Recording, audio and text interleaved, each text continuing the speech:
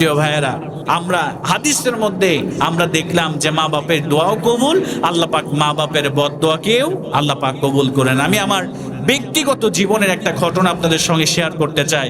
সেটি হচ্ছে এই যে আল্লাহ পাকের হাবিব বিশ্বনবী সাল্লাল্লাহু আলাইহি ওয়াসাল্লাম যে বলেছেন মায়ের দোয়া কবুল হয়ে যায়, বাবার দোয়া কবুল হয়ে যায়। আমি এই হাদিসের আলোকে আমি আমার জীবনে আমি দেখতে পেয়েছি মা বাবার দোয়া যে কবুল হয়। আমি আমার ব্যক্তিগত জীবনে এটার বাস্তব প্রমাণ আমি নিজ চোখে দেখেছি। আসলে মা বাবার দোয়া কেমন করে কবুল হয়ে যায়। আমি কিন্তু আমার বাবার দোয়া, আমার জন্য আমার মায়ের দোয়া, আমার বাবার দোয়া, বিশেষ করে আমি আমার বাবার কথা বলবো, আমার বাবার দোয়াকে আমি সচক্ষে কবুল হতে দেখেছি। বাবার দোয়া যে কবুল হয় এটা আমি নিজ চোখে দেখেছি। জোরে বলেন সুবহানাল্লাহ।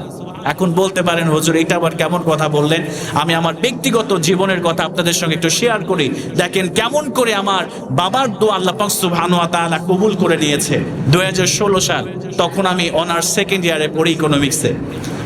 তখন আমার পরীক্ষা চলছে। 2016 সালে আমার আব্বা সেই সময় হজে গিয়েছিলেন। 2016 সালে হজে যাওয়ার পরে যখন আব্বা হজে গেলেন, হজে যাওয়ার পরে মোবাইলে কথা হলো। কথা বলার সময় খেয়াল করে দেখলাম আব্বার গলাটা বসে গিয়েছে, কথা বলতে পারছে না। তখন জিজ্ঞেস করা হলো, বলল প্রচন্ড গলাতে ব্যথা, আমি কথা বলতে পারছি না। ভালো করে শুনেন, আমি আমার ব্যক্তিগত জীবনের কথাগুলো আপনাদের সঙ্গে শেয়ার করছি। দেখেন বাবার দোয়া আল্লাহ পাক কেমন করে কবুল করে নেন সন্তানের জন্য। যখন কথা বললাম তখন কণ্ঠ বসে গিয়েছে, কথা বলতে পারছে না, গলাতে নাকি যাওয়ার পর থেকে প্রচন্ড ব্যথা। এবার বাসায় যখন আসলেন, বাসায় আসার পরে আমার আব্বার শরীরটাও দেখলাম কিছুটা বেড়ে গিয়েছে, ওয়েটটা বাড়তি হয়েছে। এবং আল্লাহ পাক সুবহানাহু ওয়া তাআলার ঘর থেকে জিয়ারত করে আসার পরে আমার বাবা এতটা কণ্ঠ বসে গিয়েছে, একটু কথাও তিনি বলতে পারছেন না। তো সঙ্গে সঙ্গে আমরা ডাক্তারের কাছে নিয়ে গেলাম, রাজশাহীতে নিয়ে গেলাম। রাজশাহীতে গিয়ে রাজশাহীতে নাক কান গলার যে বিভাগে যে ডাক্তার আছে ওনাকে দেখানো হলো, পপুলার ডায়াগনস্টিক সেন্টার। দেখানোর পরে যে ডাক্তারকে আমি দেখানোর পরে উনি বললেন যে আপনার বাবার এখান থেকে মাংস নিয়ে বায়োপসি, যেটা বলে ক্যান্সারের যখন জীবাণুর সম্ভাবনা যখন পাওয়া যায় তখন বায়োপসি করতে হয়। তখন ওনারা বললেন যে আপনার বাবার একটু সমস্যা আমাদের কাছে মনে হচ্ছে, আমাদেরকে বায়োপসি করে দেখতে হবে যে এখানে টিউমারের মধ্যে একটা ক্ষত দেখা যাচ্ছে বা একটু ঘা টাইপের হয়েছে, ওটা দেখার জন্য আমাদেরকে বায়োপসি করতে হবে। তখন চিন্তা করলাম এই বায়োপসি কোথায় করতে হবে। তারা বললেন ঢাকাতে করতে হবে। তখন আমরা বাসাতে এনে আব্বাকে ঢাকা নিয়ে চলে যাওয়া হলো। ঢাকা নিয়ে যাওয়ার পরে আমার আব্বার ওখান থেকে গোশত নিয়ে তারপরে বায়োপসি টেস্ট করে দেখা গেল কিছুদিন পরে যে আব্বার গলার খাদ্যনালীতে ক্যান্সারের জীবাণু পাওয়া গিয়েছে। ক্যান্সারের জীবাণু পাওয়া গিয়েছে। আমরা তো সবাই বাসায় কান্নাকাটি, কারণ মানুষের একটা ধারণা আছে যদি ক্যান্সার কারোর হয় তাহলে ক্যান্সার একটা মরণ বেঁধে, এটা যদি হয় তাহলে কিন্তু আগের মানুষ খুবই কম বাঁচত। বাট এখন উন্নত চিকিৎসার কারণে আল্লাহ পাক সুবহানাহু ওয়া তাআলা যদি হায়াত থাকে তাহলে প্রাথমিক পর্যায়ে যদি চিকিৎসা করা যায় তাহলে কিন্তু তার ক্যান্সার ভালো হওয়ার সম্ভাবনাটা থেকে যায়। তো যখন এই অবস্থা হলো তখন বাসায় সবাই কান্নাকাটি শুরু করে দিয়েছি। এদিকে আমার পরীক্ষা চলছে, এদিকে ফাজিল পরীক্ষা হচ্ছে ফাইনাল, আবার অনার্স সেকেন্ড ইয়ার, আমি ইকোনমিক্সে অনার্স মাস্টার্স করেছি, সেখানেও আবার পরীক্ষা হচ্ছে সেকেন্ড ইয়ার। তো আমি যেতে পারলাম না। সবাই মিলে সিদ্ধান্ত নেওয়া হলো আব্বার যেহেতু পাসপোর্ট আছে এবং আব্বার যদি ভিসা করা যায় তাহলে সে নিশ্চিন্তে ইন্ডিয়াতে যেতে পারবে। সবাই বললো যে ইন্ডিয়াতে চিকিৎসা ভালো। তো আমি যেতে পারলাম না। আমার একজন কাজিন, আমার ফুফাতো ভাই, ওনার ভিসা করা ছিল, আব্বার ভিসা করে ইন্ডিয়াতে পাঠানো হলো। আমার এদিকে পরীক্ষার মধ্যে আমি পাসপোর্ট এবং ভিসা করে ফেললাম। করে পরীক্ষা শেষ করে আমি 1.5 মাস পরে আমি ইন্ডিয়াতে গেলাম। ভালো করে খেয়াল করে দেখেন বাবার দোয়া, আমার এই কথাগুলো মনে পড়লে আমার চোখ দিয়ে এমনিই পানি বের হয়ে যায় যে বাবার দোয়া কেমন করে আল্লাহ পাক সুবহানাহু ওয়া তাআলা কবুল করে নেন। আমি যখন ইন্ডিয়াতে গেলাম, যাওয়ার পরে আমার আব্বা অনেক লম্বা একজন মানুষ, প্রায় 6 ফিট, এবং দেখতে সুন্দর, মুখে চাপ দাড়ি ছিল।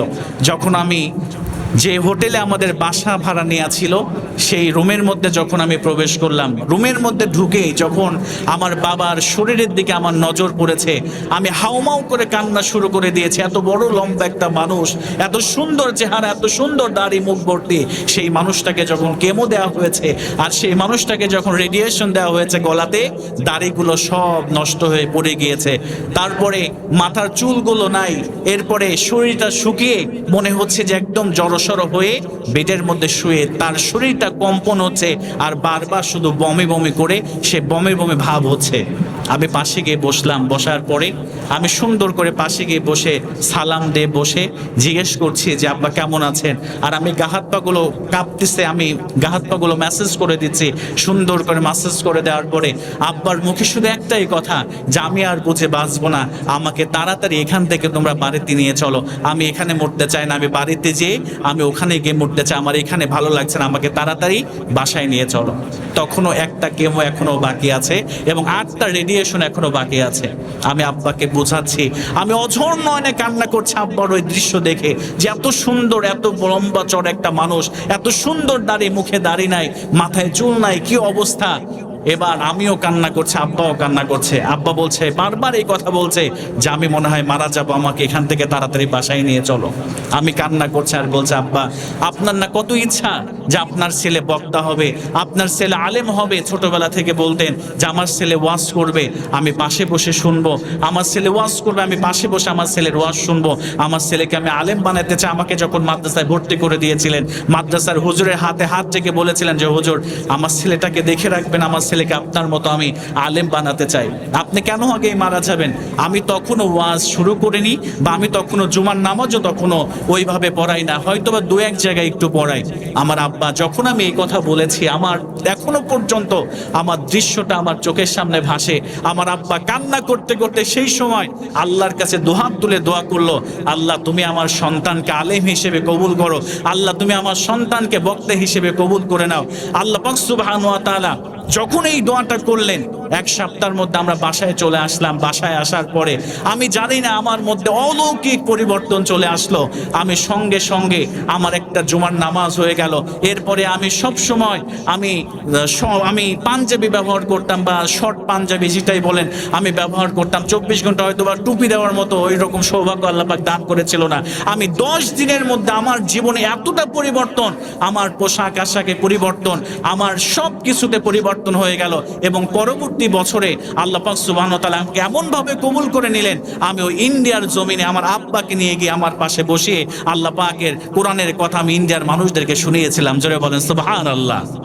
এই যে এই পর্যায়ে আজকে বাংলাদেশের অনেক জেলাতে আল্লাহ পাক প্রায় 45টা বা 50টা জেলাতে আল্লাহ পাক ঘোরার সুযোগ করে দিয়েছে খুব অল্প সময়ের মধ্যে। ইন্ডিয়াতে অনেক জায়গায় মাহফিল করার সুযোগ আল্লাহ পাক করে দিয়েছে।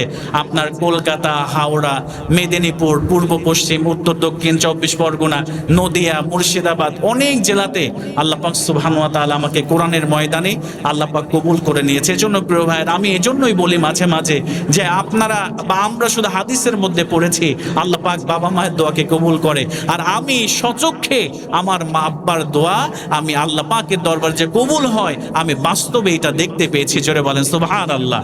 এই জন্য প্রিয় ভাইয়েরা, এই পৃথিবীতে পীর সাহেবের দোয়া কবুল হবে কিনা এটা সন্দেহ, অন্যান্য মানুষের দোয়া কবুল হবে কিনা, বড় আলেমের দোয়া কবুল হবে কিনা এটা সন্দেহ রয়েছে।